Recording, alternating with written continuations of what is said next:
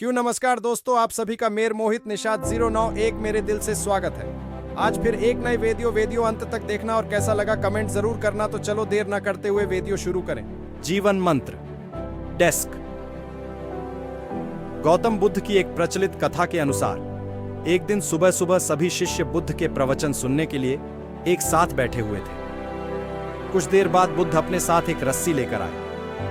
तथागत के हाथ में रस्सी देखकर सभी शिष्यों को हैरानी हुई। बुद्ध अपने आसन पर बैठे और उन्होंने रस्सी में एक के बाद एक 3 गांठ बांध दी। इसके बाद उन्होंने शिष्यों से पूछा कि क्या यह वही रस्सी है जो गांठ बांधने से पहले थी।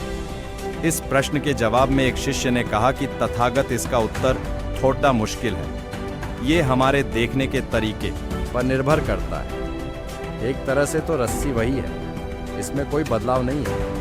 एक अन्य शिष्य ने कहा कि अब इसमें 3 गांठें लगी हुई हैं, जो कि पहले रस्सी में नहीं थी। इसे बदला हुआ भी कह सकते हैं। कुछ शिष्यों ने कहा कि वास्तव में मूल रूप से रस्सी वही है, लेकिन इसका मूल स्वरूप बदला नहीं है। शिष्यों की बात सुनकर बुद्ध ने कहा कि आप सभी सही बोल रहे हैं, अब मैं इन गांठों को खोल देता हूँ।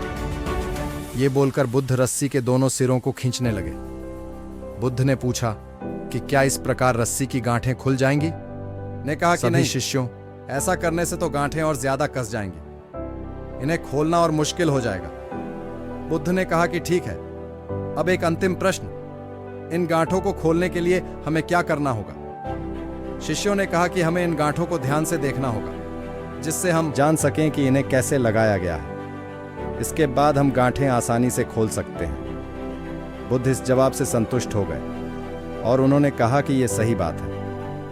हम परेशानियों में फंसे रहते हैं और बिना कारण जाने ही उनका हल खोजने लगते हैं, जबकि हमें पहले समस्याओं के मूल को समझना चाहिए। जब समस्याओं की वजह समझ आ जाएगी तो उन्हें सुलझाना बहुत ही आसान हो सकता है।